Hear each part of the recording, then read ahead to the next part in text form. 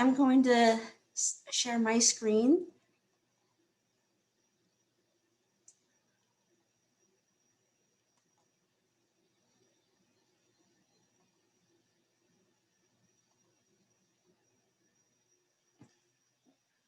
Okay, thanks for being here. We're really excited to be presenting this workshop. The first thing what we're going to do is we are going to have Karen Baylor, the Associate Dean of Faculty, speak with us about the teaching portfolio. So Karen? Thank you so much. Appreciate that. It's great to be here with everybody this morning, and happy Monday to all. They're ripping up the street outside my house. And so right now they're quiet, and maybe, it's going to be a really lucky week all week long. So we'll see. So I just wanted to talk a little bit about teaching portfolios. As Associate Dean of Faculty, this is something that is an important part of my job, is thinking about faculty development, which means helping faculty to move forward in their careers along the trajectories of promotion that have been identified in the faculty manual. And in addition, back when I was part of the Faculty Senate as a faculty member in the School of Public Affairs, I co-chaired the committee with Max Paul Friedman, the interim dean of College of Arts and Sciences now. At the time, he was chair of the Committee on Faculty Actions, and we co-chaired together the committee that really developed the proposal for teaching portfolios.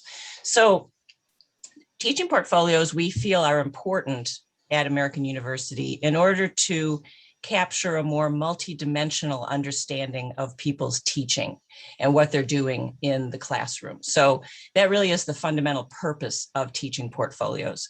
And the urgency of moving to portfolios immediately really was driven by very interesting research. You have several experts on this call from CTRL, people who are real experts in this literature. Quite a lot of research has shown in recent years that the numeric scores, well, actually, both the narratives and the numeric scores to some extent on our student evaluations of teaching, that evaluation instrument, tend to be biased toward underrepresented minorities and faculty with various types of characteristics. And so we felt it was rather urgent to move toward a teaching portfolio approach. And so what you'll be talking about today with our experts from CTRL is one piece of that portfolio. And I want to put that in context here in my few opening remarks. So these bullet points here are really helpful. The first question, when and for whom does the teaching portfolio requirement go into effect? And of course, all questions, we wish they just had simple answers, but sometimes they don't. So really this should be answered with the second bullet point as well. Can you please define major actions? So for whom is the teaching portfolio relevant? And the answer to that is what kind of action is going to be taken, what kind of faculty action is going to be taken. So any promotion along the professorial lecturer track, so for example, from professorial lecturer to senior professorial lecturer, or then to Hearst senior professorial lecturer, all those promotions. And then on the other track, the promotion from assistant professor to associate professor to full professor, that is relevant for both term faculty and tenure line faculty who choose to be along that track. So all those promotions, the files that are compiled for those require a teaching portfolio. In addition, anyone who is going up for tenure or for the third year review for people who are pre-tenure require a portfolio. And finally, a term faculty member who is going forward with their first multi-year contract, for those faculty actions, a teaching portfolio is also required. Now, the when question is what's a little bit complicated. So we are really encouraging everyone to put together a teaching portfolio, starting with files that are going to be submitted in this coming academic year. We also understand that there are a few academic units out there that are struggling with implementing this. And so very strong recommendation from the Dean of Faculty's office is for you to speak with, as you're putting your file together, please speak with either your department chair, if you are in one of the schools and colleges that has departments, or I suppose within SIS, for example, it might be the division director or just simply someone in the dean's office. But speak to someone as you're putting your portfolio together, just to get a little bit of guidance from them about how your academic unit is thinking about these things. The question in that third bullet point there, should I wait for my department to establish guidelines? I think the answer really to that is no. Guidelines in some departments are already nearly finished, and others will not be finished really until the spring of next year. So, academic units are proceeding at different paces with respect to revising their guidelines for tenure, promotion, and reappointment. And so I would say don't wait for your department, but go ahead and have a conversation with your department chair or your division director or someone in your dean's office. And those are the people to whom you should go to for questions, because there is some flexibility. At American University, we always try to preserve as much autonomy as we can for the academic units to do things differently. So important to get the essentially the local information about all of this. So could we go to the next slide, please? And then I'll be happy to take questions at the end of this. A teaching portfolio consists of 5 buckets, essentially. And the minimum that's required is 1 item in each of these buckets. So the thing we'll be talking about this morning is teaching statement philosophy, right? That's that first item on the slide there. And the very last slide is something that we are all painfully familiar with, which is the numeric scores for the student evaluations of teaching, right? Yeah, going to the next slide is fine too, because the information is the same. That's great. Thank you. So that teaching statement you can see is at the top of this table. This table is taken directly from the original Senate report on teaching portfolios. So that teaching statement is the first item.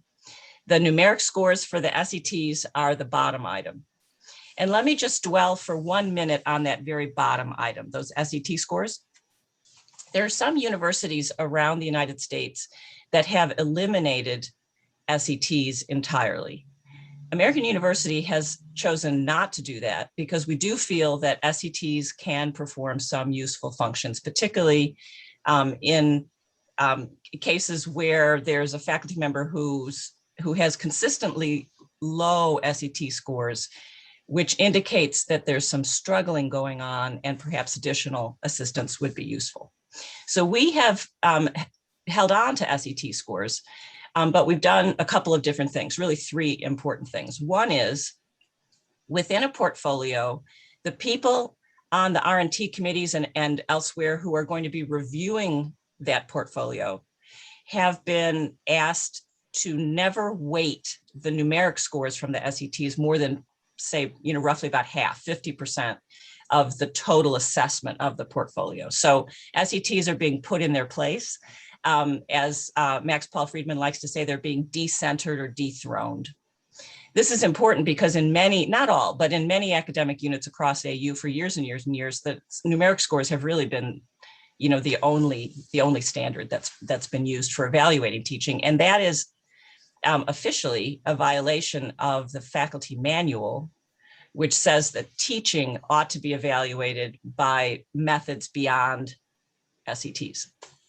So that's one thing we're doing with SET scores. The second thing is the Office of Institutional Research and Assessment, which is in charge of SET scores, is generating reports of scores that do not include the mean score. Instead, the median is being provided and some quartile ranges. And so we're treating the statistics more appropriately. And then thirdly, many people on this call are working on producing a video for students to help them understand SET scores better, which we hope will reduce bias. So the 3 middle sections then of the portfolio. We've got the teaching statement, which we'll talk about today, the SAT scores. Then there are these 3 additional items. 1 item from each of these buckets is required within a portfolio. The first is some kind of self-assessment. Now, of course, the teaching statement itself may involve some aspects of self-assessment, but we think it's important for the teaching portfolio to have a separate section on this. And you can see some of the ways, sorry about the print being a little small here, but you can see there some of the ways in which that bucket could be fulfilled, right? You could include one of your syllabi that's been annotated. There may be CTRL workshops to teach you how to do this in the future. You could talk about the professional development activities that you've participated in over the previous period of time. You could look at a video of your own teaching and do a self-evaluation, right? Lots of ways this could be done. Secondly, we want to see some peer input into this process. Now, the classic thing that people think of when they hear peer input is having a colleague sit in on your class and observe and then write up notes. That's only one way that this can be done. You can also have one peer or a group of peers of colleagues look at a video of your class, or you can ask colleagues to review syllabi, assignments, feedback that you've given on grading, things like that. And then finally, we think it's very important to have some kind of student assessment of teaching that goes beyond those survey instruments, right? And one of the things I know in the School of Public Affairs, where I'm a faculty member, we worked really hard to do a sort of pilot of item number 2 there under student assessment of teaching, which is, how to run a focus group where you bring in a colleague who's not teaching that course to meet with the students and ask a set of structured questions and then get their input about the class. I found it to be a really very constructive process. I participated in that pilot and really thought it was great. And CTRL will be rolling out some other ideas about how to think about student assessment of teaching other than through the numeric SAT scores. One thing I really want to highlight here is the easiest way to fulfill this bucket, if you're comfortable with it, is to release the narrative portions of the SATs, right? Those are the places where the students, write comments rather than just checking boxes. And the thing to keep in mind is if you do choose to release those narrative portions of your SATs, you need to provide all of them from a single class. And so, there are very easy ways to fulfill those 3 middle sections. Dean Friedman has referred to this as the light option, right? So you could give your narrative portions of your sets, ask colleagues to review course materials in that middle peer assessment section, and then under self-assessment, any of those could really be done relatively quickly. So we're not trying to create an enormous burden within departments in order to fulfill these portfolios, but we do want to assemble a more multidimensional approach to evaluating teaching. So I will stop jabbering there and see if anyone has any questions. Would be very happy to answer questions. Should we maybe stop sharing just for a minute? Would that be okay? And see some faces here. Any questions? Are there questions in the chat? There is one. So from Michelle, is there a required number of pages for the teaching statement?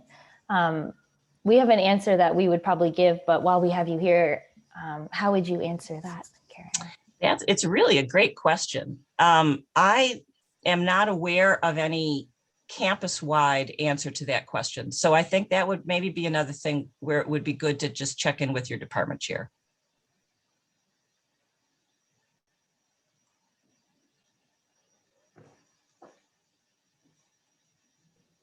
Manaswini, did you want to ask your question? Yes. Hello.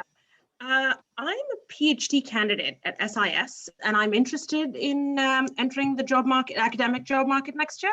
How similar are these requirements to other universities? So would a teaching portfolio pretty much have the same elements that we have at AU for other schools as well? Thank you. Sorry, that's a wonderful question. And, unfortunately, I think the answer is there's going to be quite a lot of heterogeneity out there, right? So there will be some universities that are, like AU right now, where they don't yet require teaching portfolios. And then, but my guess would be that any department you would be applying to would probably appreciate the care that goes into putting together a teaching portfolio. And I think that would benefit you greatly if you had, something from each of those 5 buckets and you assembled it in such a way, that you were presenting this multidimensional portrait of your teaching. I think that could only do you good. But I don't think I have not seen a standardized approach to this. Yeah, we'll talk a little bit about kind of trends within teaching philosophies, but the teaching portfolio approach definitely is kind of it's one of like the highest levels, I guess you could say. And so preparing the teaching portfolio and doing these things is going to be done at a lot more institutions that are really aware of kind of things like biases and SETs and things. So it's definitely preparing you for some of the best institutions. And I think that speaks well to creating this process at AU as well. Yeah. Yep. I see a comment about focus groups from Erica. Yes, hi. I have done the focus group process with CTRL a few times previously, and I was wondering if I need to do that again, because at the time there was no unit developed template or rubric per the guidelines. And I'm wondering if quote unquote old focus group reports could be part of this, or if we need to do that again for it to be appropriate for the new process. Right, and I'm going to start sounding like a broken record. I would absolutely check with your department chair about that. But I'll also add, P.S., my hope would be that they would accept old focus group reports because, we're all learning together how to do this. And, I think any focus group results are going to be useful and interesting. My guess is that there's probably not a single unit on campus yet that has a fixed set of focus group questions. So I would go to the department chair and really advocate, for being able to use those results, partly because we are trying to minimize the burden associated with this going forward. But I don't know if any of our CTRL colleagues want to add to that. No, I think we would echo the same thing and are really happy that you are here to give the same answer that we would. That's really, that's helpful. Yeah. Let's see, what else? Anything else here that? Tina has her hand raised for a question. Tina, please. Hi, how are you? So I have 2 questions, just as the division director so that I can answer questions for faculty. But the first is, how under the old SET system, like we used to provide a summary and it was just like 3 questions that we're focused in on. Are we still doing that, or are we looking at them as a whole as part of this new sort of way of using SATs? Yeah, there's a new template that the Office of Institutional Research and Assessment has put out. And what they've done is they have, the questions have changed, as you know, twice in the last couple of years with faculty senate approval of those changes. And so what OIRA has done is they've chosen questions that they think are essentially the equivalent of those old kind of, summary sort of omnibus questions. And they are the summaries that they are providing in response to requests for these spreadsheets will include those. So I think you'll have to do less work in terms of putting together a summary of your own SETs now that OIRA is involved. It used to be the Office of the Registrar, and that was Right. never a good idea because the registrar has so much to do, and they're not statisticians. So the fact that we've now moved this over to Karen Frostla Jones's shop is a tremendous, tremendous improvement.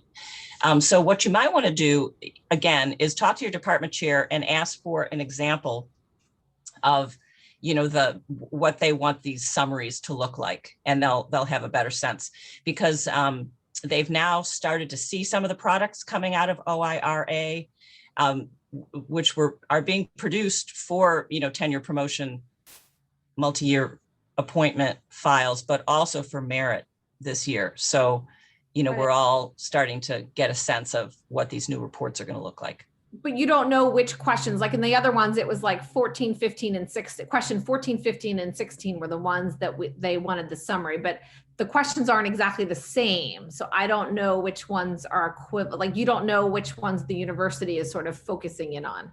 I would have to look it up. And I could do that. Do you want me to do that while Would you mind? And then I had one other question, and I promise I won't take a bunch of time for anyone else. But the other thing is, faculty are putting together these teaching portfolios, but we do SETs after every class. So does that mean that on an annual basis, whatever the beyond SETs metrics we've created, that faculty should be doing this on an annual basis, looking back over their teaching? Or is it only when they're kind of going up for promotion where you just pick, like you're going to look at a syllabus, but you're not going to look at every syllabus over the last 3 years. You'll just randomly pick a syllabus from one semester or maybe another semester. Is that correct? Precisely correct. Awesome. Yes, absolutely. So the teaching portfolio is only for major faculty actions. Yep. And within those major faculty actions, the numeric set scores will summarize all of the years, previous. Right. Or the relevant years previous. But when it comes to annotating a syllabus or something, yes, you would just pick one or possibly two. Okay, perfect. Yep. Thank you so much. Yep, absolutely. And so what I'll do is while other parts of the this workshop are going on, I'll try to hunt down the answer to that question about SETs. I'm sorry, I came here prepared to talk about teaching portfolios more than SETs, but everybody from CTRL will agree with me. I think that whenever you start talking about teaching portfolios, people start talking about the numeric SETs as well. Keep in mind that they're a greatly diminished portion of the whole evaluation now. I appreciate it. Thank you. Okay, does anyone else, are there any other comments or questions for Karen? There are a few in the chat. I don't know if you want to just look through and. The one that I see is from Karina. Do I release the comments of my sets for every academic year? That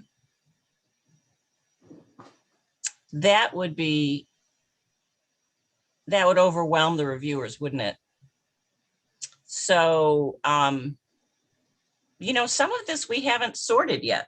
I think it would make sense to not release all of them, but I'm not sure the answer to that. I think that would be another thing to ask your department chair about, because that would be an overwhelming amount of information. Any thoughts from Erin, Kim, Lindsay? No, I think our answer is department chair is probably the best person, similar to a lot of the things we'll say during the workshop.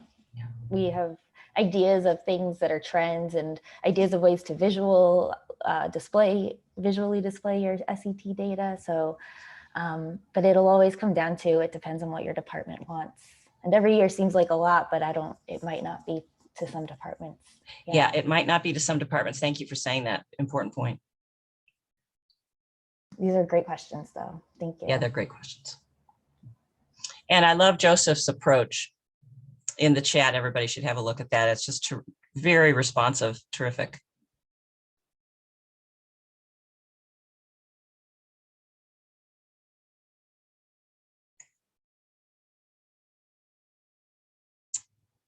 All right, well, if there are no other questions,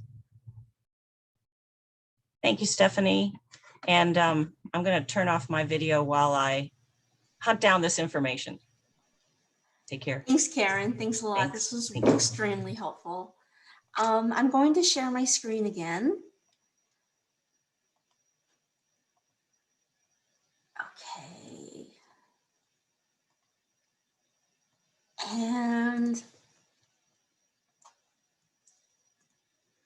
wonderful. Welcome back. Okay. Lindsay already gave you some guidelines, but I just wanted to reiterate that, please feel free to use the raise hand function on Zoom to speak, or you can write in the chat box to participate in this workshop. We ask that you share your knowledge and experiences in this workshop. But since every teaching philosophy is unique, we also provide individual time for guided reflection on what to write in your teaching philosophy. By the end of this workshop, you will be able to describe what a teaching philosophy is, to start writing your teaching philosophy, or revise your existing statement. And this is our agenda for the morning. We'll start with what is a teaching philosophy? We will link it to the science of teaching and the science of learning, which goes alongside with the best practices on current trends in higher education. Before we So, jump in, I think we accidentally skipped the slide of introducing ourselves. So, oh gosh, yeah, I think that was just like go. click of the button. Yeah. There we go. You Sorry about that. Go ahead. My name is Stephanie Coe, and I'm an instructional designer with CTRL. My background is curriculum and instruction and instructional systems development. I can jump in. Hi, everyone. My name is Erin Horan, and I'm the Assistant Director for Research Assessment and Pedagogy in CTRL. My background is in educational psychology, and at CTRL, related to this work, we've been working on a lit review on biases in student evaluations of teaching. As we're talking about here today, we've been putting together all of this information about teaching portfolios, including the teaching philosophy. So we're just really excited to be here to talk with you all, find out what questions you have, and hopefully get to a place where you're feeling good about your teaching philosophy. Hi, everyone. I recognize a lot of you. It's really nice to see you all. My name is Kim Westemeyer. I'm an instructional designer in the Center for Teaching, Research, and Learning, along with Erin and Stephanie. Really excited to be here. My background is in instructional systems development, as well as online learning and e-learning. You've probably seen a lot of me in some Canvas workshops and things like that lately due to my background. But I'm really excited to be here doing this work with you, and hopefully we can have a really good, productive amount of time together. I'm really excited. Thanks, Kim. Thanks, Erin. Okay, I'm going to get back to our start for the day. I'm going to, we have a poll, and I'm going to post a URL on the chat. Please click on the URL in the chat and select the statement that best describes you.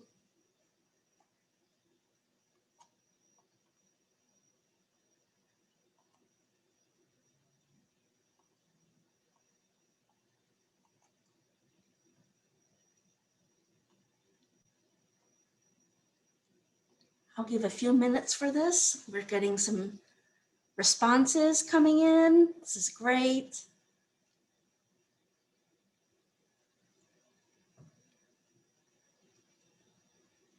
Okay, wonderful. Seems like most of you want to update your teaching philosophy. A portion would like to start a brand new teaching philosophy. And we have several who don't have a teaching philosophy. So you've definitely come to the right place. I'm going to stop the poll now. And resume our presentation.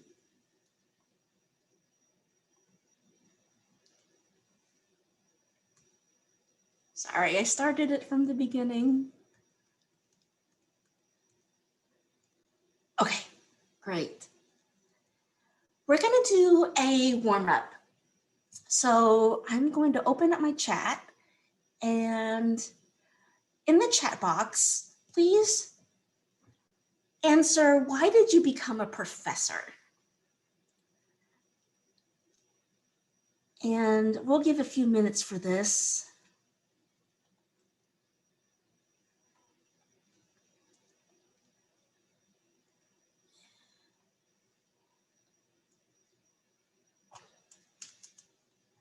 And Kim and Aaron, I can't open up my chat for some reason, so if you could chime in.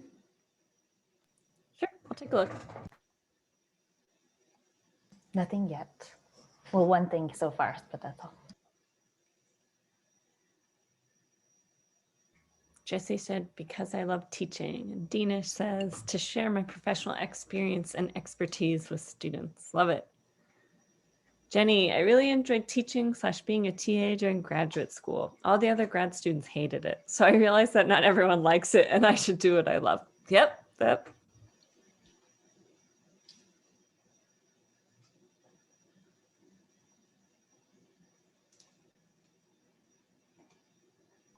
Joseph says, I came out of the private sector where I often couldn't see the fruits of my labors, especially on big projects.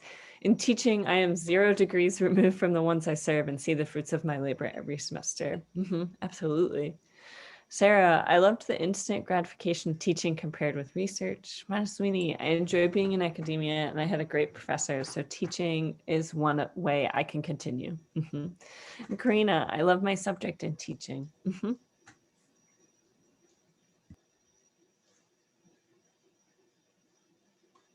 Great.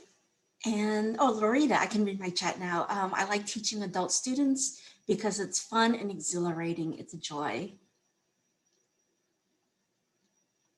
Anybody else?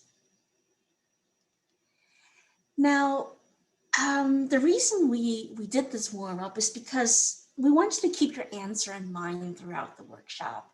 You want to convey your passion and the positivity that you reflect as you reflect on what you'll be writing in your teaching philosophy.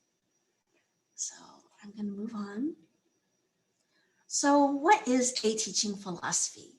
So broadly speaking, it is a 1 to 2 page reflective narrative that holistically describes you as an educator. So it talks about your approaches, your practices, and your effectiveness. What it is not, it's not a summary of your CV or resume. And additionally, we caution you not to make any empty statements in your philosophy. So you'll have to back up everything that you say with what you do. There are several key components to a teaching philosophy. So beliefs, what do you think? It describes your fundamental beliefs about teaching and learning and why you hold those beliefs.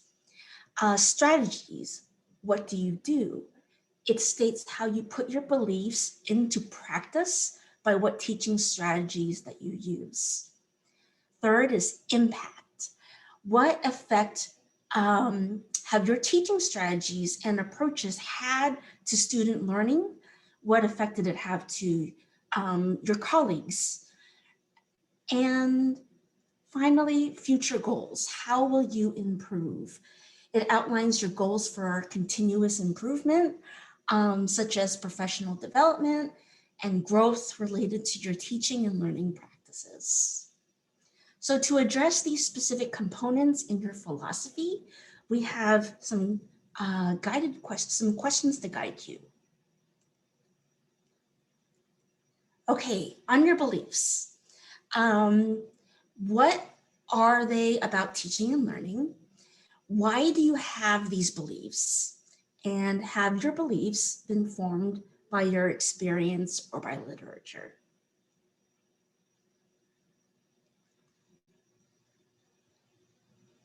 Okay, on strategies, what are they and how do they align with your beliefs? Here, you can also specify your key strengths and skills as an educator. What sets you apart from others?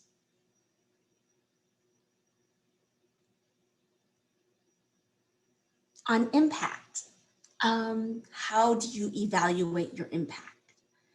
What assessments do you make to ensure that your students are learning? So I'll give a few more seconds for you to look over these questions here. And your future goals. Essentially, what are your plans to improve and grow in the area of higher education?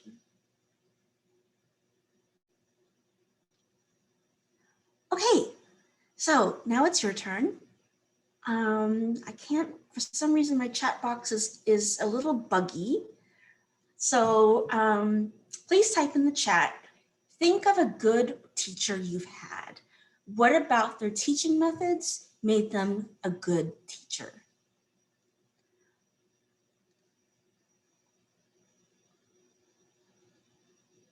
And Kim and Aaron, just feel free whenever they start coming in to let us know what they said.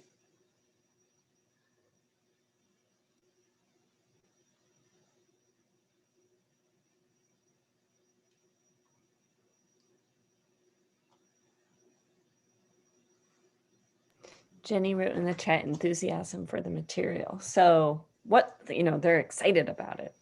Hannah said challenging assignments. Oh, an equation, love it. Challenging assignments plus extensive support when help was needed pushed me to do more than I expected to be able to do without feeling lost or inadequate.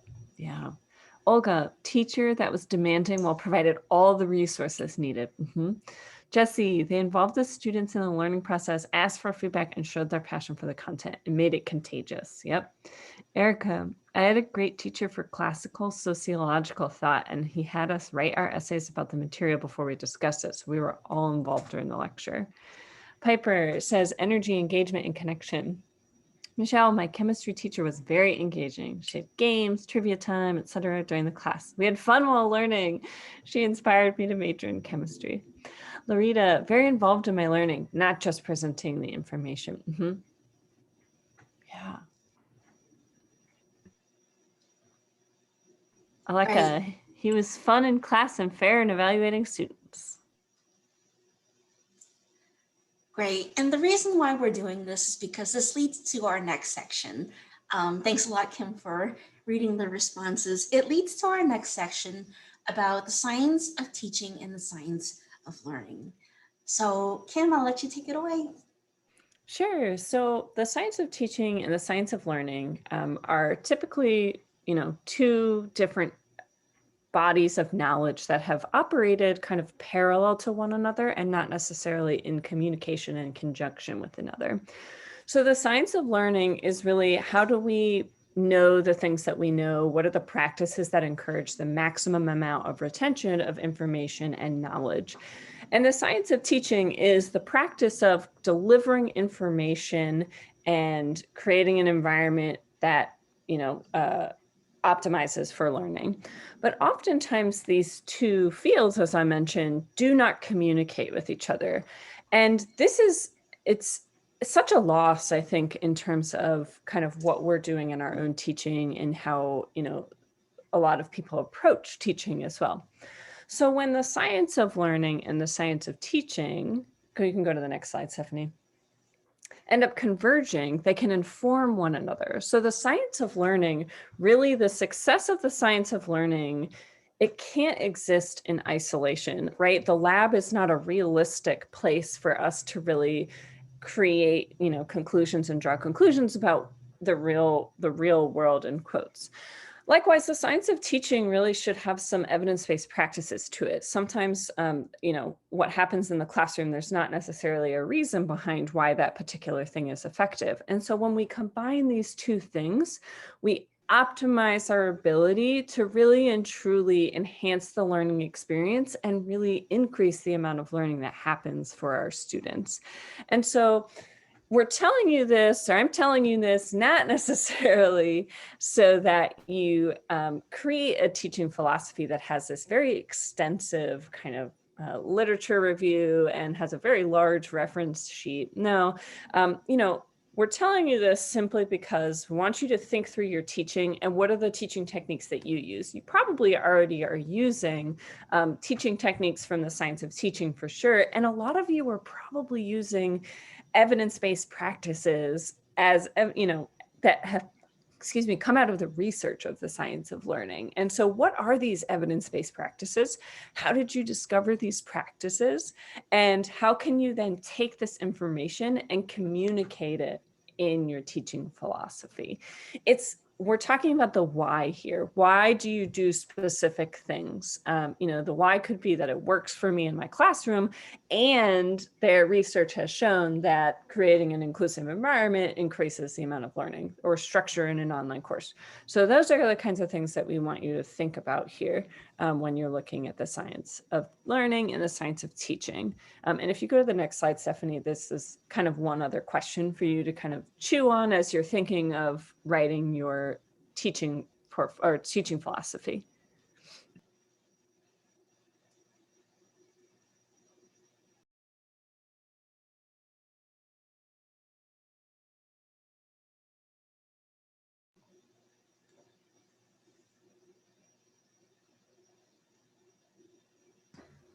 So do you want them to enter in the chat, or should we move on to the next question? Or what are Nope, just reflect on it. Okay, cool. Yeah.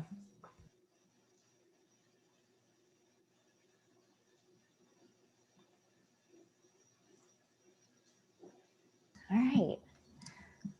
So now we've talked about kind of about teaching philosophies, we're going to continue kind of thinking about how do we apply some of this information about what we know about learning to our own experiences. Before jumping into that, I just wanted to say I've been chatting with Karen on Zoom, and Karen did find some materials to address the questions earlier, so we will be emailing that to you all along with the presentation slides after the presentation. So do feel free that is coming, and do feel free to populate questions in the chat and address them to Karen too if you'd like. That's totally fine, but just wanted to throw that out there. All right, so the last part of kind of the lecture portion of the workshop before we kind of get into some more reflecting and thinking about these things, and then into some actual concrete writing and getting some paragraphs perhaps written of your teaching philosophy. This part is to really connect these things that we've been talking about and really bring us up to that kind of higher level of Bloom's taxonomy into some more of the synthesizing and creating your teaching philosophy. So how do the things that you've been doing all of this time, all of these things that you know are good, so engagement in class is great, but there's a lot of research to support why engagement in class is great. And so teaching philosophy is a great place to demonstrate how great you are at engaging your students, but then also providing the science of why we know that engagement is good. Just like every other field, we have all of this research to support these things that we're doing. And then some research to kind of show us that perhaps we don't need to be doing that, such as learning styles, but we'll get to learning styles. So applying the science to your teaching philosophy, the goal is to tell your story, describe your decisions about your instructional strategies, and if it makes sense to you, seek out that evidence to support those strategies. And so these are a couple of very quick places to kind of get started on this research to kind of support these things that you're doing, so that you don't just kind of blanket statement say that you implement universal design for learning. You can talk about what UDL is, whose definition of UDL you're using perhaps. And so the AU Education Subject Guide is one of the subject guides at the AU Library that are just always phenomenal, as library resources always are. And it provides kind of a starting point for getting into this education research and literature, which perhaps you might be super familiar with the subject guide in your field. And so this might be a nice way to kind of get into the literature on education. Perhaps not, you know, this might not be for you, but I find it kind of a nice way to kind of jump in and see Why do I actually want my students to be engaging in class? Why do I know that if they write in the chat that it's a good thing? The next is the Inside Higher Ed, Chronicle of Higher Ed, all of these different outlets, similar to kind of these Psychology Today and other types of outlets that are based on research and peer-reviewed literature. They're a good place to get started, but then of course, as we tell our students, find the original source, make sure that what's being written in the secondary source is actually accurate. And then any teaching conferences, such as the phenomenal Ann Farron Conference on Teaching and Learning, facilitated by CTRL every January. That's a great place. Attending workshops such as these, of course. If you're here, you're likely at these workshops. And so I don't need to tell you that attending these workshops is a great place to go to learn about these things. So use all of those things. In previous sessions, we've talked about during the May faculty workshop, we've talked about different concepts such as engagement and such as trauma-informed pedagogy and what that means. And, is that something that we should be thinking about right now? And it is something we should be thinking about right now, but what does it mean? And so these conferences are a great place to start thinking about these things and then go and research, what the research says about these things. And how it really specifically applies to your teaching. Can you hit the next slide, Steph? Thanks. All right. So then for why include research? Again, it may or may not be important to your field. So for example, Kim, Stephanie, and I, for the types of positions that we would be applying for our positions, a teaching philosophy makes sense. But there's different positions and different places that a teaching philosophy with this stuff makes sense. That's what I should have said. And this might make sense for different fields, perhaps a school of education. It would be missing if a teaching philosophy was written by a professor in the School of Ed and they didn't interrogate these things. They're probably already doing that. But it may not be as important for some fields. So one thing though is that if you include some of these kind of buzzwords, as they're quickly becoming, and they should definitely not be buzzwords. But these things require interrogation, and calling them buzzwords, I hope, is more of a call to making sure that they're not buzzwords and making sure that these things are not just terms that we've thought about once or twice and then throw them into our teaching philosophy. So things like anti-racist pedagogy and thinking about what that means, and not just saying that, I implement anti-racist pedagogy into my teaching. I'm just very aware of all of the things I need to be aware of. Pretty broad blanket statements like that are obviously just not optimal. But we're here, of course, to help you make those connections and, really get at, okay, what's actually happening here? You're not wrong.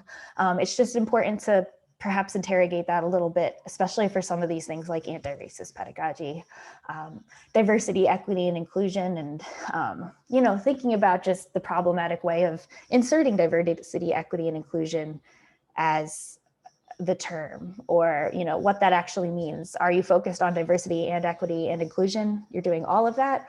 Or are you really more focused on one piece of that? And then it's a much more powerful statement. You're really communicating exactly what you're interrogating and exactly what you're doing in your teaching and learning.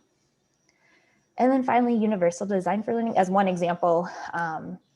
This is really important and something we talk about at AU a lot. And so I feel pretty comfortable to read this in a lot of different teaching philosophies at AU, but again, another one that can just be interrogated a lot more. Stephanie and Kim, do you have anything to kind of add to this? Okay. Thanks, Kim. Steph. Sorry, I was looking at Kim. My bad. Thank you, Stephanie. So onto the current trends with research to consult. These are some topics that are really kind of popular in teaching philosophies and across higher education right now. And so the open educational resources literature. So we have plenty of OER experts at AU. Stephanie Coe is an OER expert working with the Open Education Group and collaborating with a bunch of institutions across DC on open educational resources, which describe materials that are free and accessible to everyone from the first day of class. So perhaps that's a free online textbook, perhaps that's using, free articles, peer-reviewed literature, whatever that is. This is something that's becoming more and more popular for a variety of reasons. Perhaps there's more. Stephanie can kind of speak to this a lot more in terms of the general trend, but this is something that we're definitely seeing a lot in teaching philosophies, and the importance of OER as a tool for equity for a lot of different reasons. So equity in terms of, you know, if you have a freely available textbook, students have that on day one of the class. Everyone has access day one. There's not, you know, a delay. There's not an issue of how much the textbook costs or how much the materials cost. So it's an equity issue in terms of that. It can also be a really great way to interrogate your own teaching, and moving from, you know, as with any type of course material, course redesign, moving from using one textbook to using a bunch of different hand-picked resources, can lead to kind of innovative teaching. And so that's something a lot of teaching philosophies can and should speak to when professors are using these different materials. So that's something that is being talked about a lot. And, you know, we're talking about these current trends as they may ring true for you. And so perhaps you're not using OER, but there's something similar that you're thinking, oh, like that is something I really purposely have thought about. Perhaps that might be worth interrogating a little more for my teaching philosophy. On grading and labor-based grading, and again, these are kind of ones that are important to really interrogate before implementing in your class. And so the thing is, if you're using these things, you're going to be pretty great at explaining them in your teaching philosophy, which is great. So ungrading is the idea. It describes a lot of things, and so I don't want to get too into it, but it can describe just moving away from grades as kind of the main marker of attainment of learning outcomes. Labor-based grading is something that's been talked about and is being done by a lot of CTR or AU faculty, including CTRL.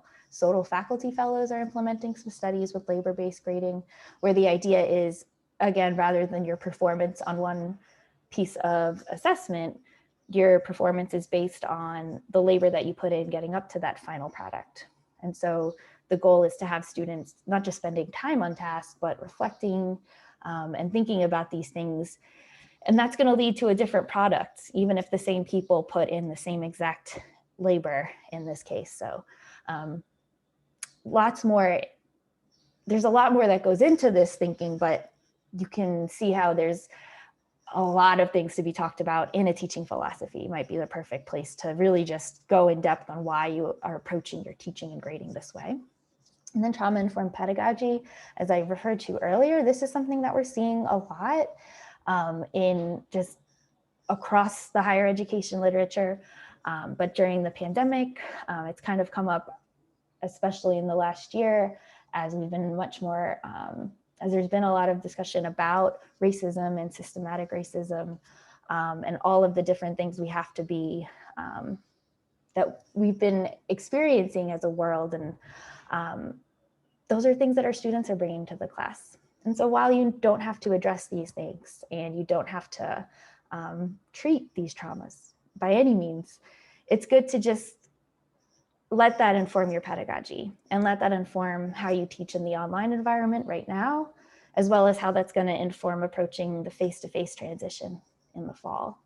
And what that means for your students, what that means for you, and just acknowledging and teaching the entire human. So these are some that are really popular right now. And there's a lot that goes into these things. And they're not just things that we are going to say, oh, yeah, you should, yeah, that sounds a lot like trauma-informed pedagogy. You should probably just write a teaching philosophy about that. These are meant to kind of hopefully trigger some ideas from you of, oh, this is something I do. And this is something that should be the main point of my teaching philosophy. And I should also back it up with the research to support why I'm doing this. All right, let's see.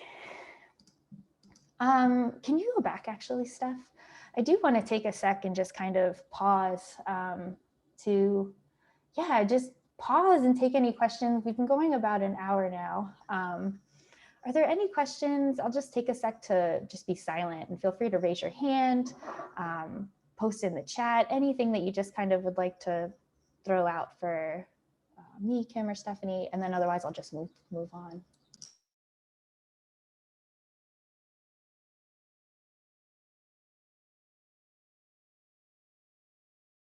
All right, no pressure. All right, can you go on to the next one, Steph? Thank you. Just wanted to take a sec because this is a lot of content, and or perhaps we've scaffolded it perfectly, and that's exactly what we planned for. So things to be aware of for writing a teaching philosophy, in addition to all of this great information about these current trends and research-based strategies, there's a lot of educational myths to be aware of. That may or may not be problematic for a teaching philosophy. And it might be kind of something that might depend on who you're submitting it to. For example, talking about the idea of teaching the whole learner and left brain, right brain, that's a pretty common thing that people talk about as kind of teaching the whole learner. And so it might not trigger, oh my goodness, that is an educational myth. This person has not even read the research. That can be talked about in that way. That's okay. But depending on the people that you're sending it to, perhaps you have a CTRL staff. And so if we see learning styles, that's just something that kind of triggers to us like, oh, this is something that's important to talk about. What we've seen with the research on learning styles specifically is that testing people's learning styles and then teaching to those learning styles, that's a lot of work, and it doesn't actually help students to learn more. And so learning styles is something that's really popular. A lot of people have been tested for their learning styles, which is, this is a really common thing. This is something that's still happening.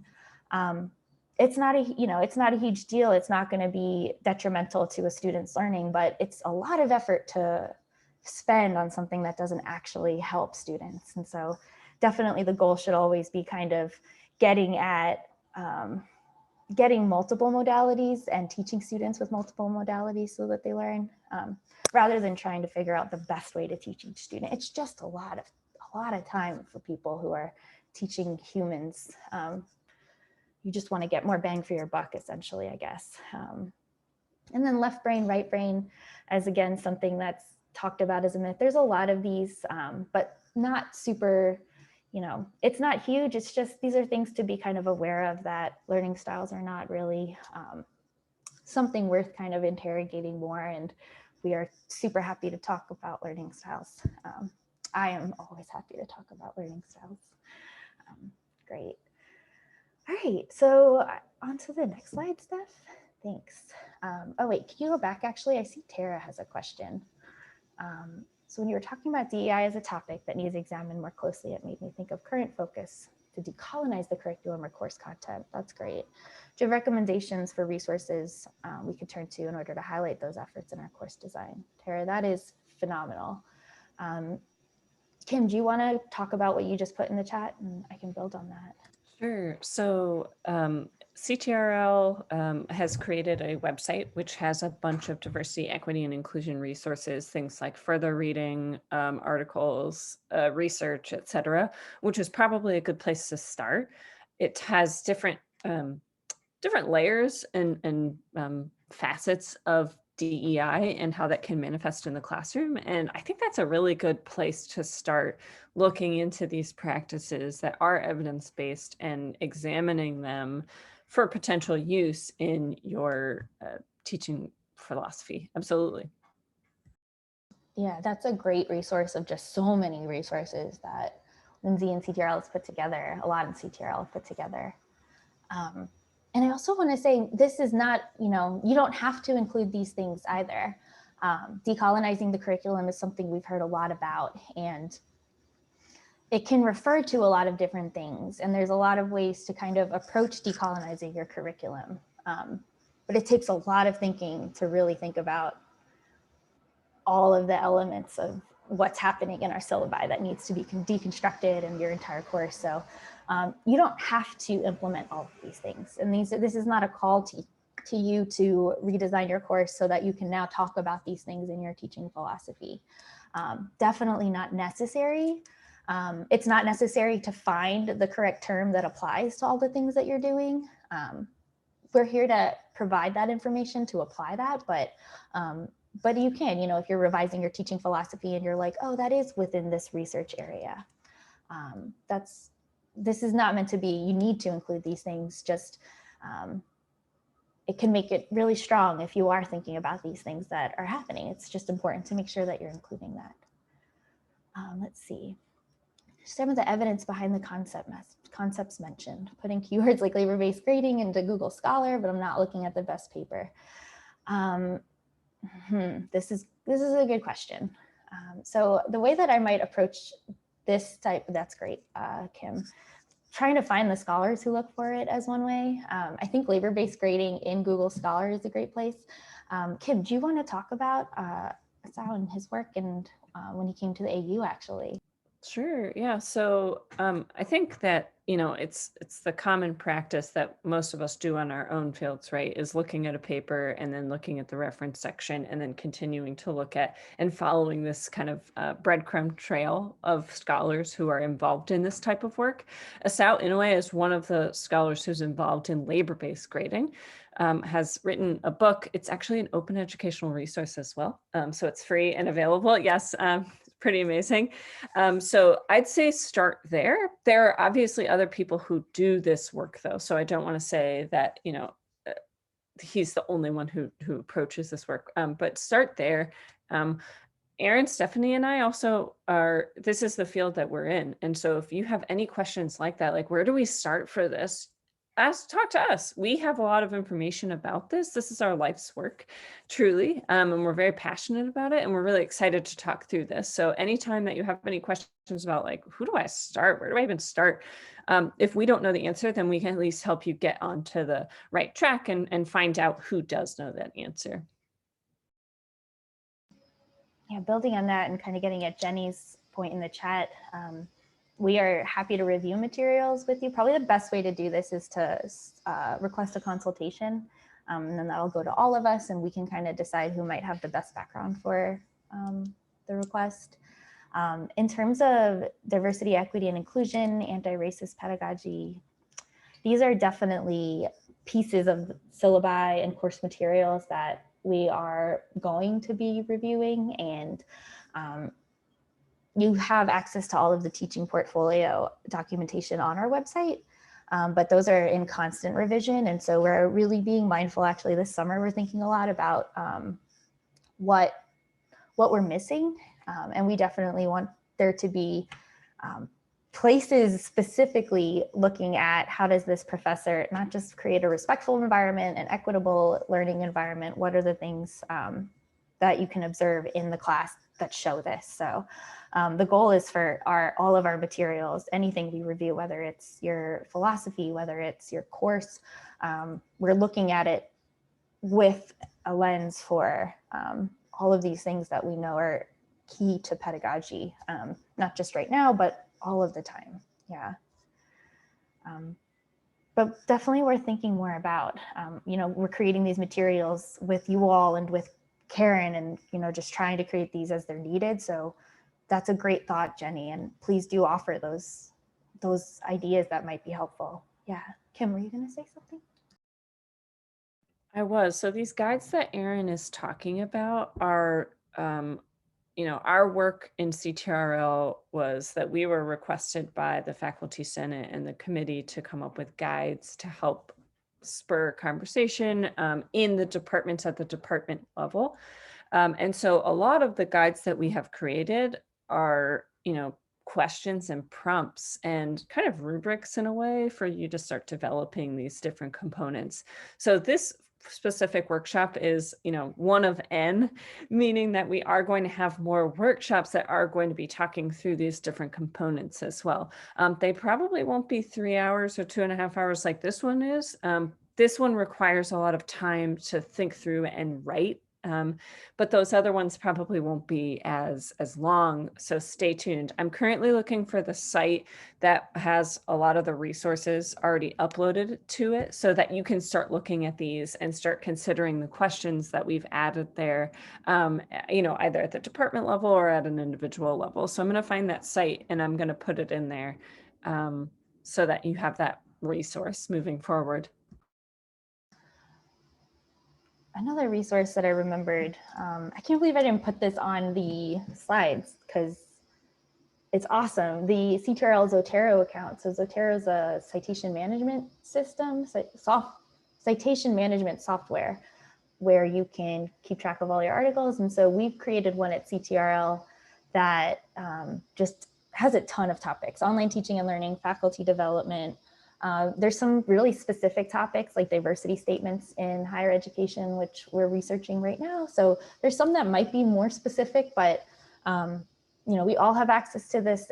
We all add to it. And so we don't do like 100% vetting. And so there might be some things, but I feel pretty confident to share this with you. And if you find things in here, it's worth kind of taking to the next level and thinking more about it. But yeah, this is hopefully just triggering ideas for you. You're here because you want to write about your teaching philosophy, because you are a scholarly teacher. You are already thinking about these things and doing these things. And we're just trying to give some of the language of what the research calls it to describe what you're already doing. So that's our goal. Our goal is to help facilitate this process, to give you guidance on what's being done across higher ed, what we see other institutions doing, what best practices say. But again, we're developing these things with you and with what your departments are going to want. And so, you know, we've talked about kind of the length of a teaching philosophy. I think we already talked about as being perhaps 1 to 2 pages, but this varies. This varies everywhere. It's going to vary at AU. So yeah, we're just trying to, hopefully this is a good brainstorming time. And so I realized we didn't have a break on the slides. And so I'll propose, should we take maybe a 5-minute break before we jump into kind of some more of the research writing, and go ahead and just take this time to perhaps in the chat, if you have questions, feel free to just parking lot them there. We will pause and just give you the 5 minutes to have, but we can go ahead and resume at 10:45 Eastern time. Does that sound good? Okay, stuff, cool. All right, we'll see you all in 5.5 minutes.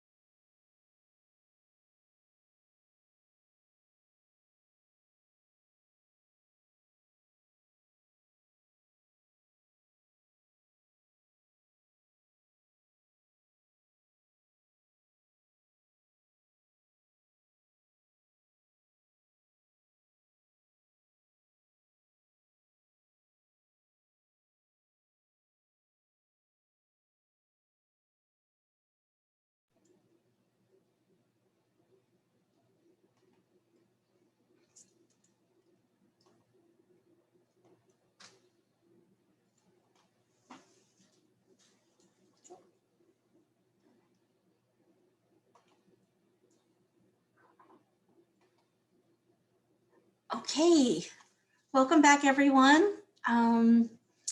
It's brainstorming time right now. So you can write a teaching philosophy on your own. It's really easy to just Google and type how to write a teaching philosophy and just start on your own. But one of the benefits of being in a workshop is that you're in now is to hear from others. You hear their knowledge, their experiences, and it gives you ideas on how to express your thoughts in writing. And I'm going to give you 1 minute to pick one of these questions and think about your answer. We're going to put you into small breakout groups of 3 people. You'll have 10 minutes to discuss the answers to the question that you select, and then we'll come back into the main room to share.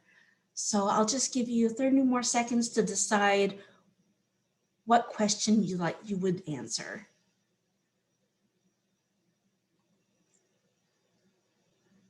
Yeah, I'll throw them in the chat, Jesse. Thank you.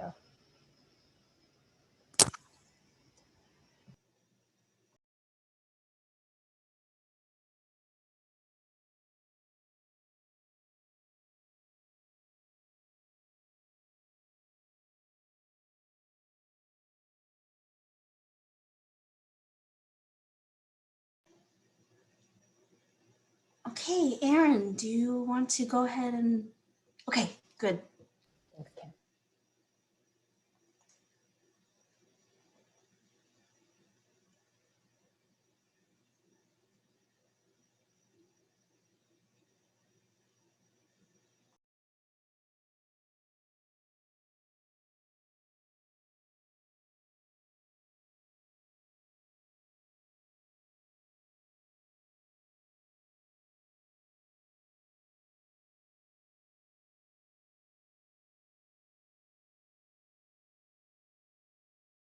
Welcome back, everyone.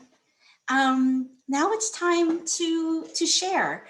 Please feel free to raise your hand or type in the chat box what ideas were floated around when you discussed your questions as a group.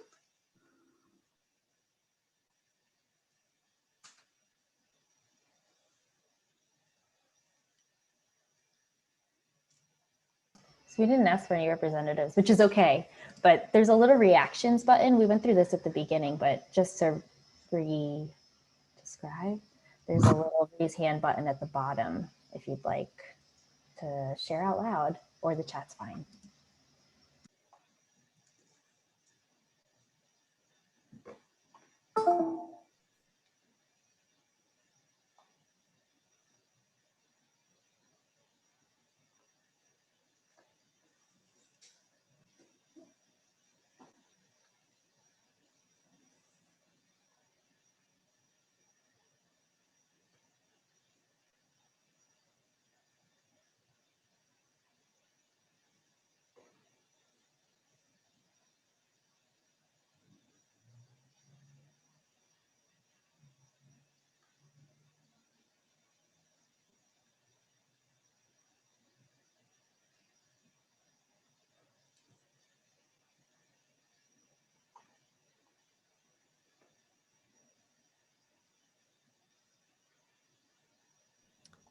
Sweeney just wrote that in her group with Michelle, Jenny, and Olga, they discussed how the pandemic made them more conscientious and generous teachers. I was listening in on a group too. This rings true to what a couple of groups were saying about the last couple semesters and how they've been different answers to some of these questions, such as feeling engaged and affirmed. And, you know, been talking a lot about cameras this entire time we've been teaching online, and that's hit in different ways, having cameras on or not. So yeah, that's great. Thank you.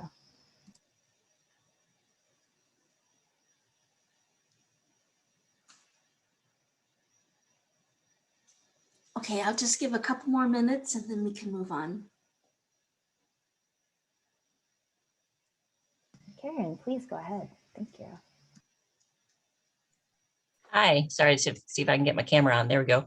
In our group, we talked a little bit about a really important question, which is if a faculty member has an identified disability, is that something that would be good to speak about in a teaching philosophy statement or a teaching narrative? And so I'd love to, I'll just say a quick minute about what we said in the group, and then I'd love to hear, if any CTRL experts would like to address this. We talked about, the fact that as teachers, we like to bring our whole selves into the classroom.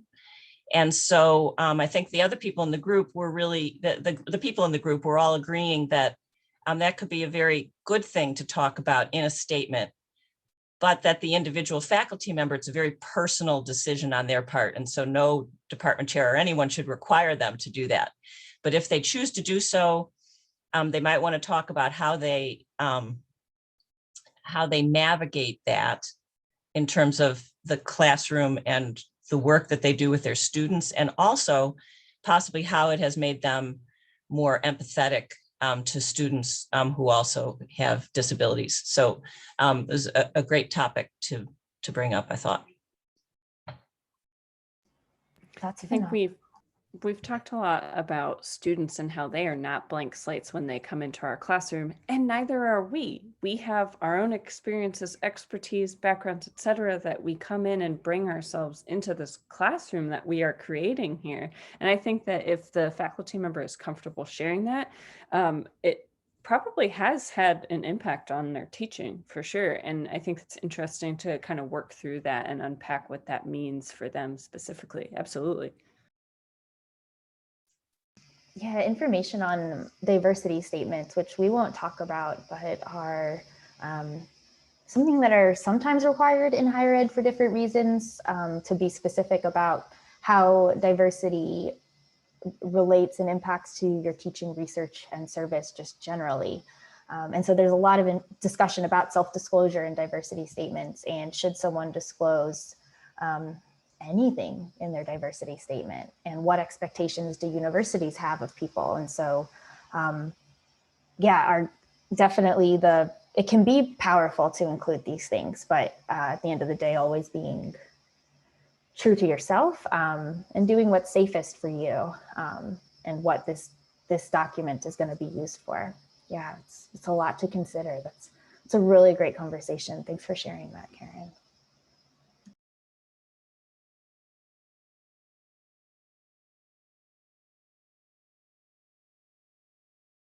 I also wanted to think about, from another group that got brought up, the importance of connection.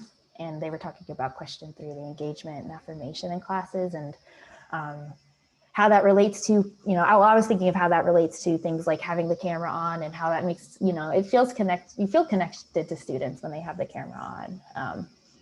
But we know that that's not the only measure of engagement, and what that actually means. But it is hard to teach to a blank screen by the end of the semester, which I did have by the last day of my classes. All 40 students were off camera, which is okay, because I know that that doesn't mean anything for engagement, but it's hard. And so you can kind of reflect on that too. And what were the things, someone had brought up, Erica, I hope it's okay to call you out, but you brought up how students coming back, and taking a while to come back from the breakout room, knowing that means they're engaged, and that giving you the energy. And I feel similarly, yeah, when it takes them a while to come back, and when they have cameras on too, which happened here as well. Everyone kind of came back with their cameras on, which means you're all engaging with each other. That's awesome. That's how that's how we know we had something that was helping you to connect and engage. And thank you too for being open to doing that. So yeah, a lot of great conversations about a community of inquiry, and there's a ton of research on communities of inquiries and online learning. Kim is expert in that. So we're here to talk about those things if you want to make those connections. Yeah, it was great conversations in the groups that I jumped into. Okay, I think we're going to move on now. So I'm sure at this point you're like, when are we going to start writing actually? And the answer is now. So I've put into the chat the writing a teaching philosophy worksheet that's going to be for you to be able to download and start to begin to, start typing, put pen to paper, start putting your thoughts down. So we want to do this very structured. So we're going to take one question at a time. So you're not going to be overwhelmed or anything like that. So the first question is, what strategies do I use in my role as a teacher? And what do these say about my beliefs about teaching and learning? And I'll put that in the chat as well. So you're going to get 2 minutes. Type things out. Don't worry if it doesn't mean it doesn't have to be perfect, right? Write whatever you feel like you can. It doesn't have to be complete sentences. It can be bullet points. This is just kind of getting you started here with writing or revising.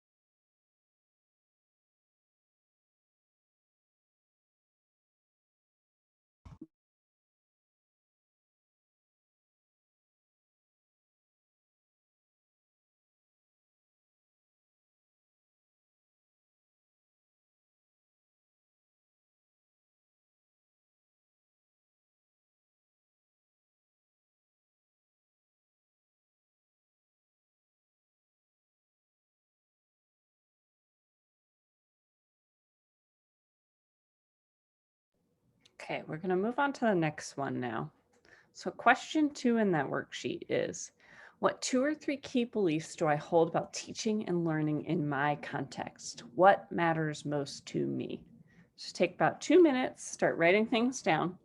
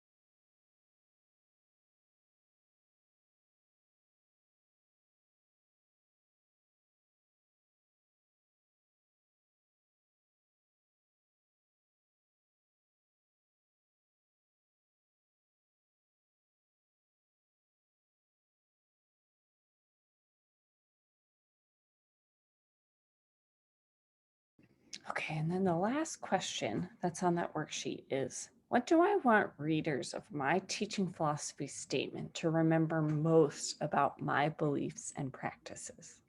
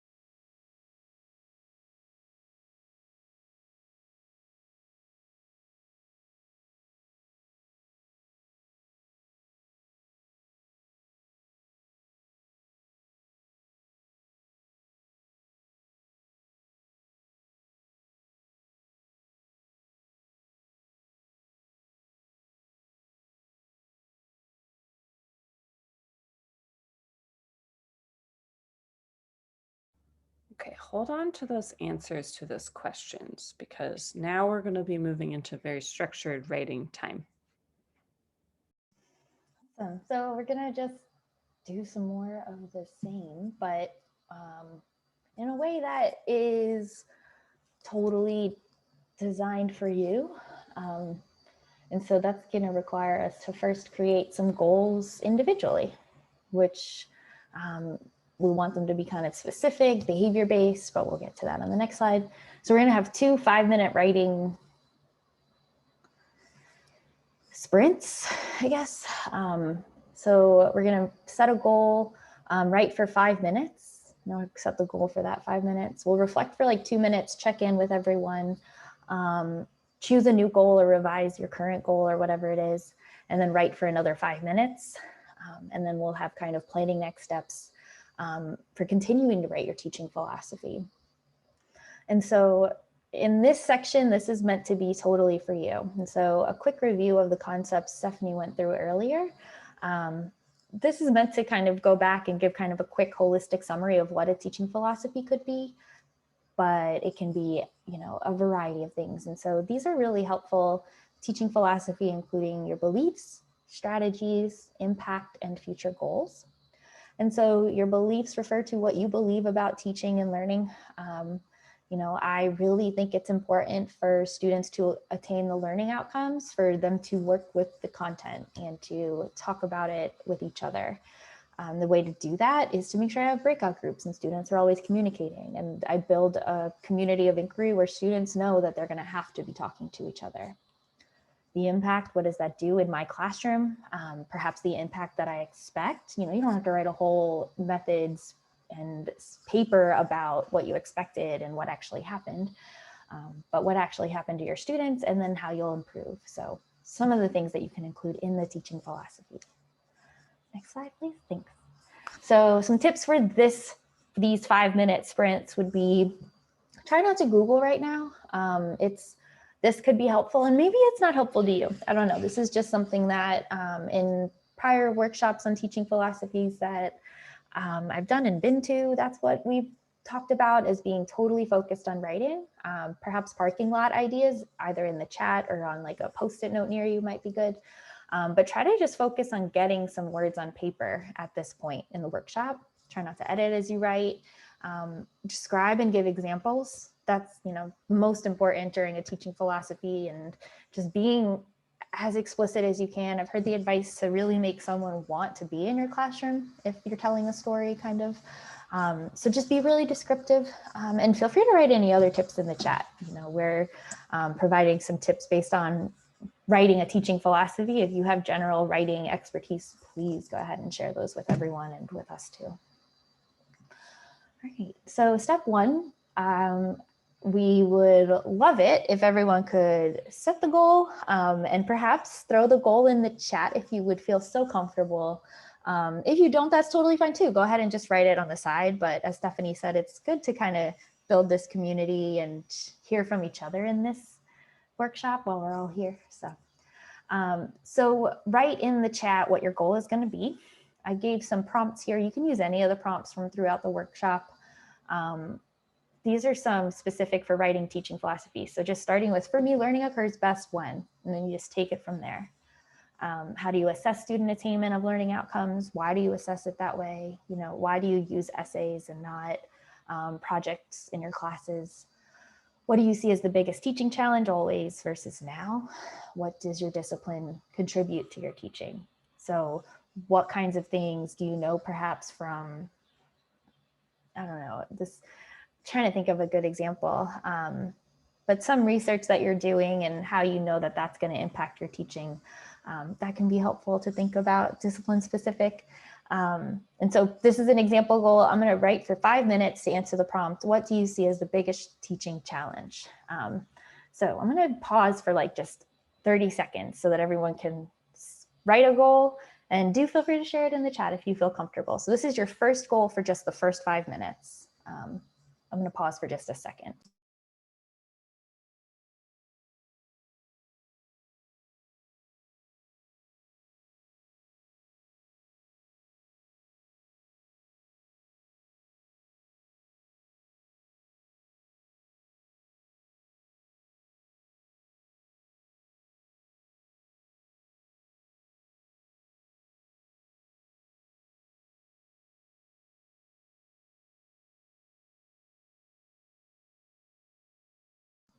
Fabulous goal, Erica. Thank you. And Piper, brainstorm in an unstructured way how I can answer the belief strategies and the impact. Perfect. Yeah. Any others? I find it helpful to focus on micro goals so that I'm not overwhelmed by this larger goal of finished teaching philosophy, but absolutely appreciate how it's most helpful for you.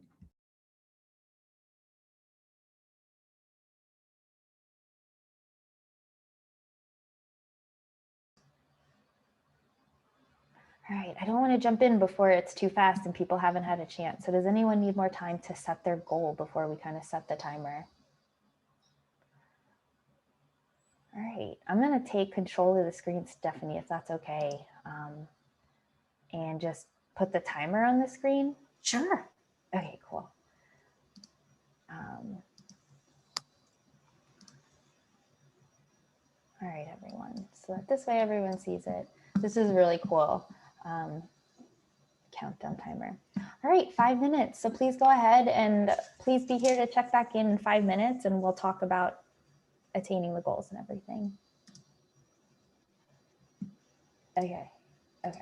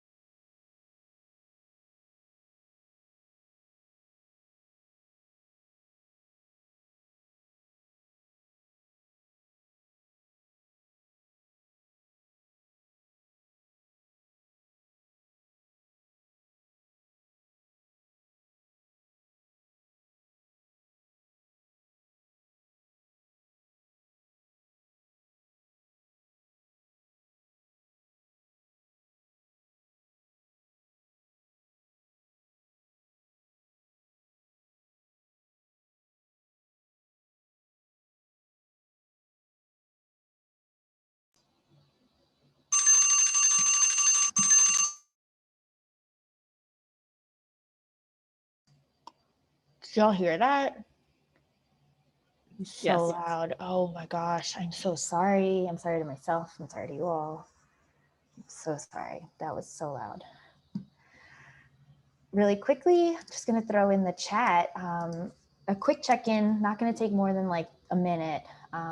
How's it going? How is that 5 minutes? Are you kind of jumping into any questions? And then, you know, what are your next 5-minute goals? So just throw all that in the chat really quick. I can set an alarm so that we can like, just go ahead and throw those in the chat. How's it going? Any questions coming up? Do you want to choose another goal? Staying with the same? Just let us know how it's going in the chat.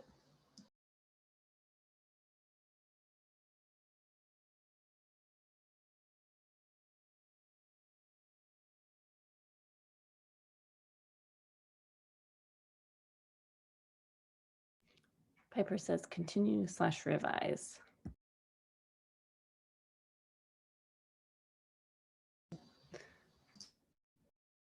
And Jesse says, felt good with what I accomplished so far, but need to continue in the same area for the next 5 minutes.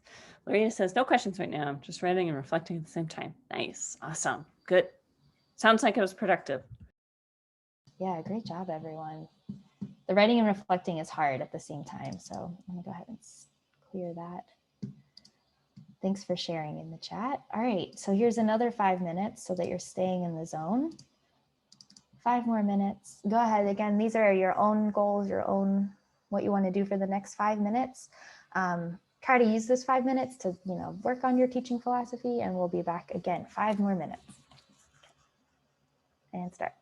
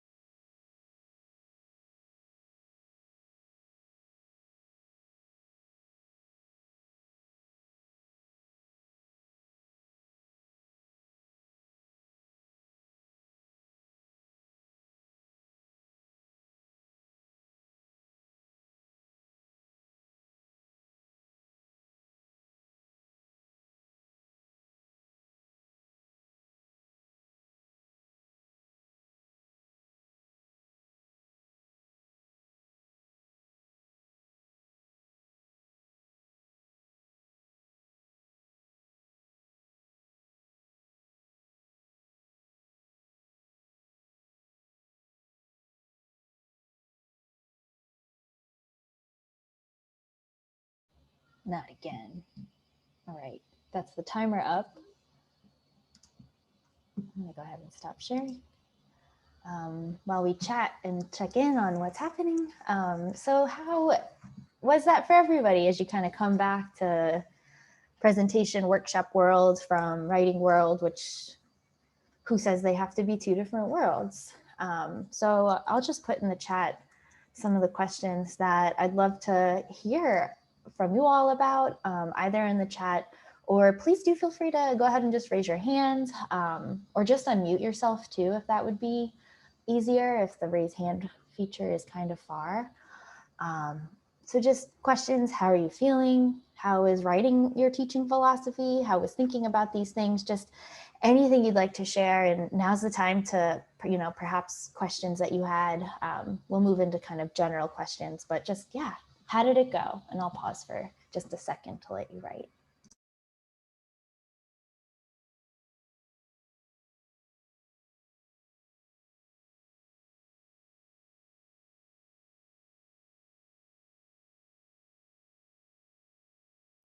Great, a lot of positivity, feeling good getting started.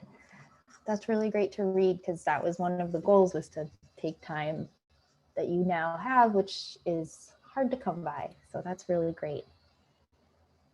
The 4 elements were really helpful to start an outline. That's great. Yeah, Stephanie structuring it that way was really helpful to create kind of a schema and just a map of what to do for this kind of daunting material that you're all creating. That's great.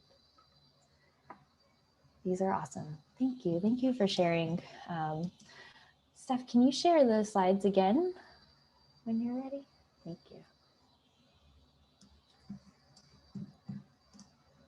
All right, and then we can kind of move on to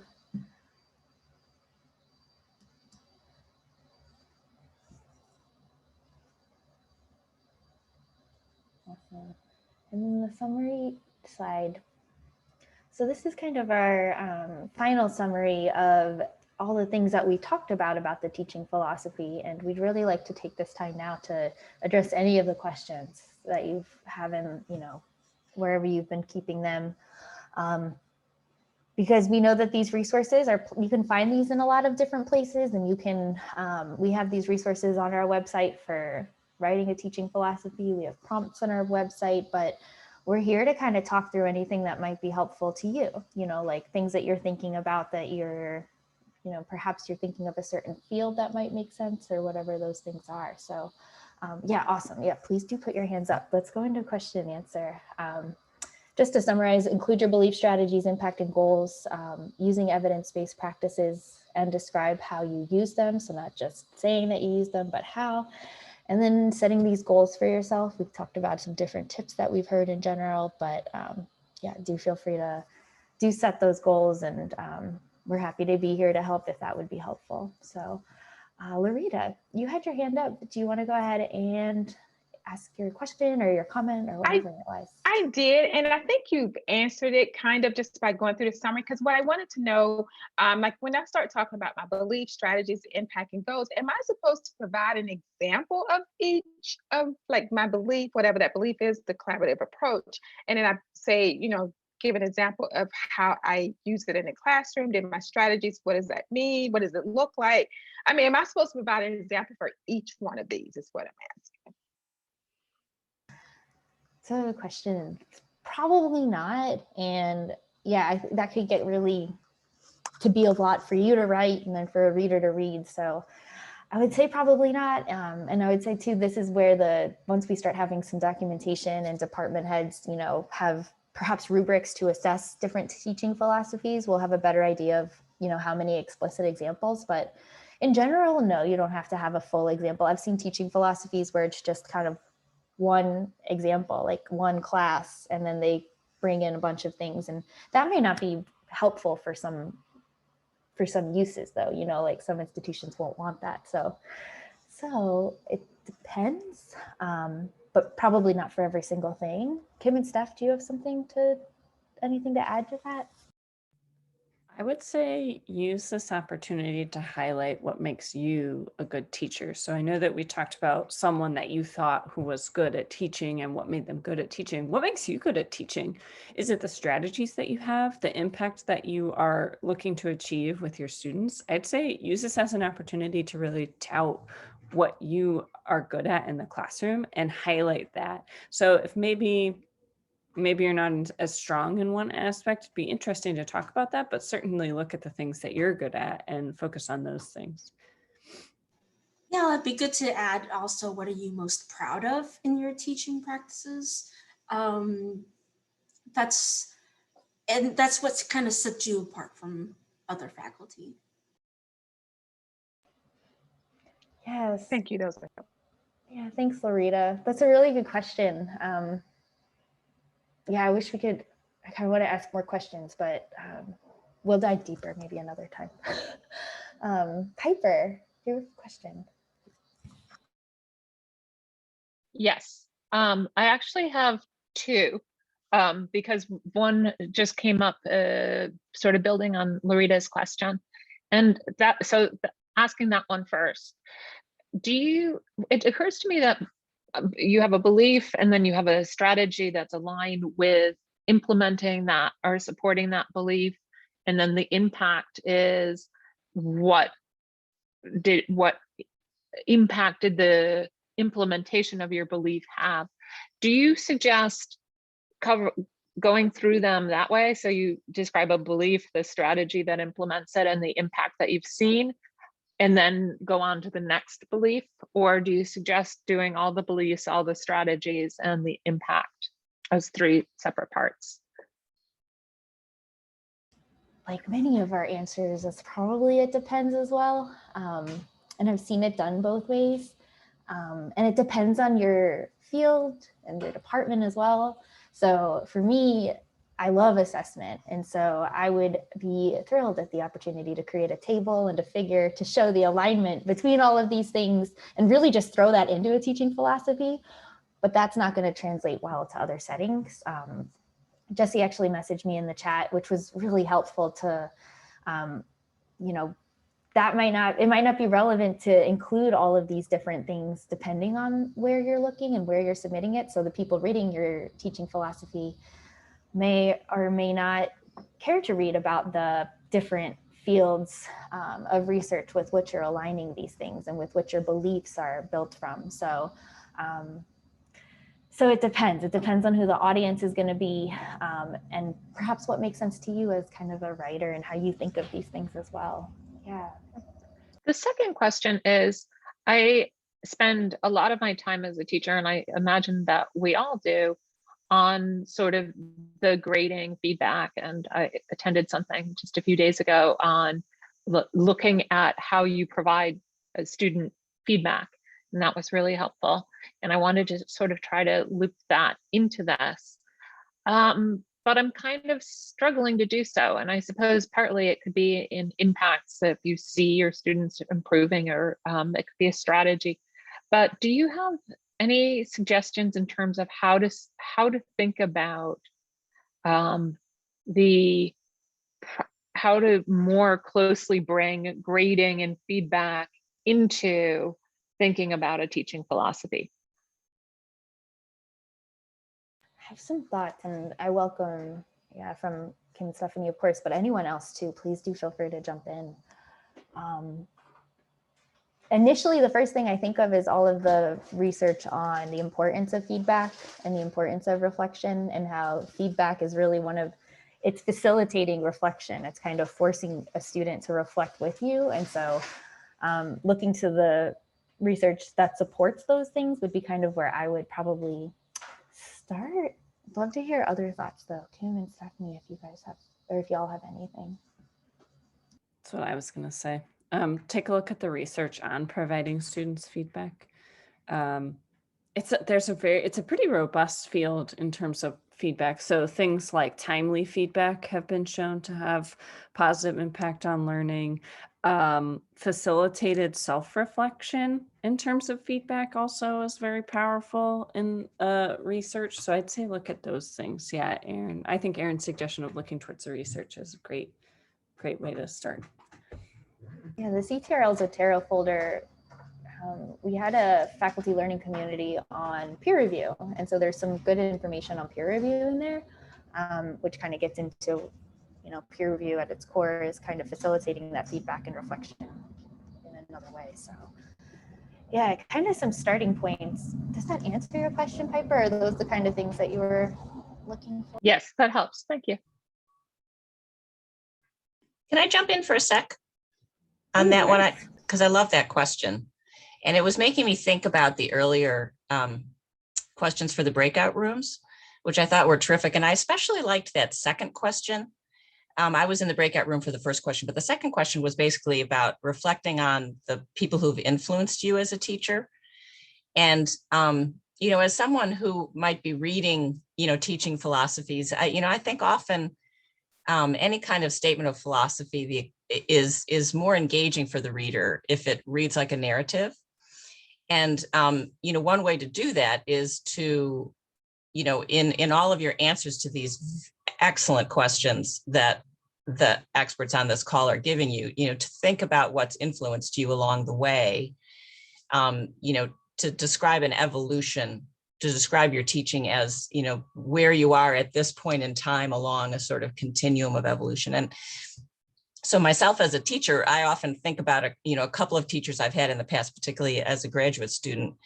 And, you know, the kind of input that they provided to me that I found helpful was, you know, was really fundamental. And so sometimes, you know, maybe that's just a suggestion if you're kind of getting stuck, you know, is think about writing that as a story. Yeah, coming in and telling us how you would read these, Karen, is insights that we appreciate. Thank you. That's helpful. Yeah, because one thing, you know, I so appreciate what all of you are saying about, you know, the diversity of these things, right? If we end up at AU with a sort of template so that these all start to look the same, then, you know, I think we will not have accomplished our goal. That is why we have yet to provide you with a sample teaching philosophy, because we have found that when you see one, they start to read the same.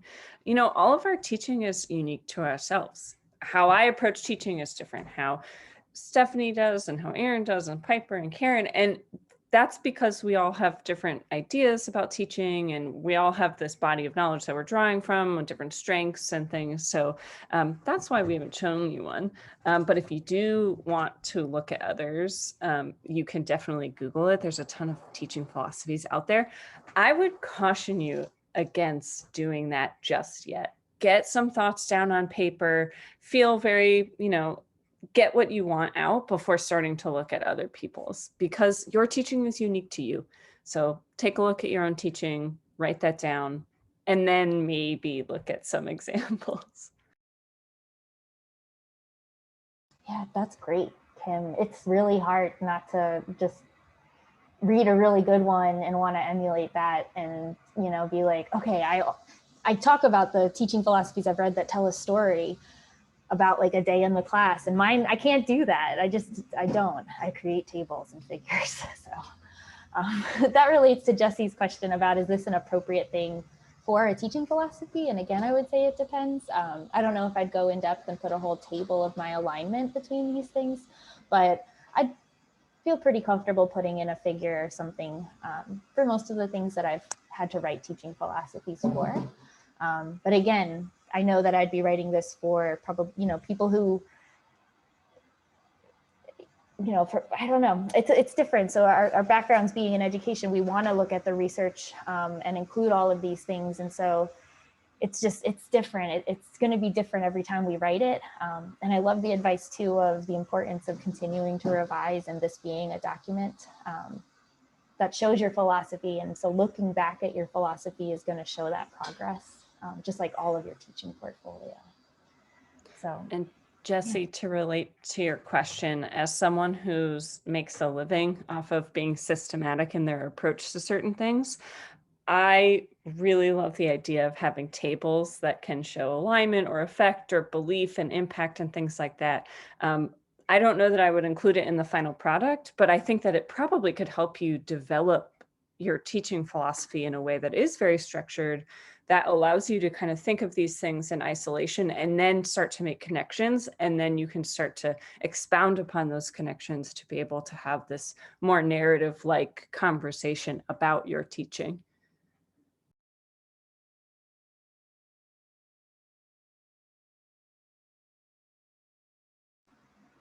These are great questions. Erica, I'm sorry to put you on the spot. I saw your hand up. If you want to jump in, do feel free, please. Yeah, I think my question was covered by Piper pretty well. I was just thinking about, when I was writing about the biggest teaching challenge in my 5 minutes, I really was touching on all of the different, beliefs, strategies, impact, as well as future goals. And then I was trying to think about how to structure the narrative. And I think that you guys pretty much addressed that.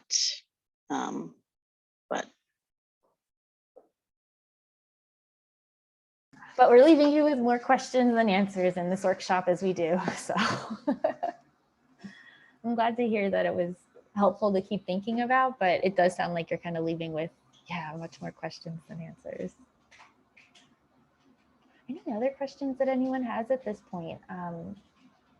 We can show you our references, but just before we kind of close out at this point, anything else that you wanted to, just feel free to check in on it. When is the next workshop on this? Oh, Jesse, killing us. Jesse, do you want structured writing time or do you want more workshops? I always like the structured writing time. Your worksheet right? was the best. Thank you. Yes. So part of the reason why we had that time is because we know that it's hard to carve out dedicated time to do this work because it takes a long time. We knew you probably weren't going to finish it in this structured writing time that you have, but at least you have a start. And I think Karen put in the chat the tyranny of a blank page. And I think that that's really what we were looking to help you get over, is just staring at something and saying, okay, how do I do this? So we'll have more information on upcoming workshops and potentially structured writing time. Definitely. Before we close out, I did want to just give Karen a sec. Was there anything that you wanted to share? We'll definitely send anything you sent us in an email, but anything, Karen, that you want to jump in before we close out? Well, thank you so much. Yeah, well, you will see the what the SET report is going to look like in the attachment that will be sent to you after the workshop. I think the only thought I wanted to leave you with is I found myself thinking about the teaching philosophy, and this past year has been so difficult for everyone, and more so for some people, depending on what's going on at home while you're dealing with the pandemic. And I think having a nice crisp statement of your teaching philosophy can be kind of helpful, because it gives you those couple of basic points that when you're about to sit down in front of the Zoom screen and you just the kids have been driving you crazy all day long and you're just wondering how on earth you're going to get through that class, you can refer back to, your own statements to yourself really about, why we do this, and maybe get a little bit of a lift and a little bit of energy. And I find just being together with everyone here has given me a bit of a lift and a bit of energy, because I have to start thinking about putting my courses on Canvas for the fall. Haven't done it yet. So, it's just good to know that we're kind of all in the same boat together here. So I just want to say a huge thank you to everybody who's been contributing to this terrific workshop, and I look forward to the ones in the future. Thank you, Kim. Thank you, Erin, Stephanie, Lindsay, everybody, Kehoe, and thanks to everybody who showed up. In the Dean of Faculty's office, we're really looking forward to reading your statements and your files. And, we really would love to see more faculty going up for promotion, especially term faculty. We'd really love to see our term. I know it takes time, but we'd love to see our term faculty moving along that career trajectory. So thanks for giving me a chance to weigh in there.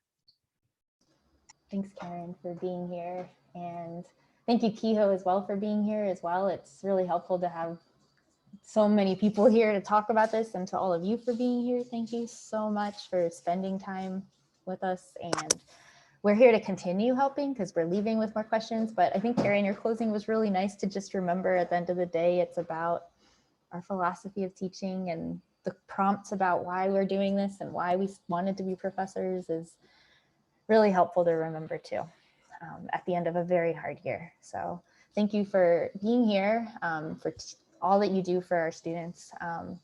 Thank you to everyone who's been here for the workshop, colleagues behind the scenes, thank you. And so if you have any questions, you can request an instructional design consultation. Email us at ctrl@american.edu, or you can even find our emails on the website. There's a chat in the survey, but I think that's it. So Lindsay, we'll go ahead and turn it over to you. Thank you everyone for attending.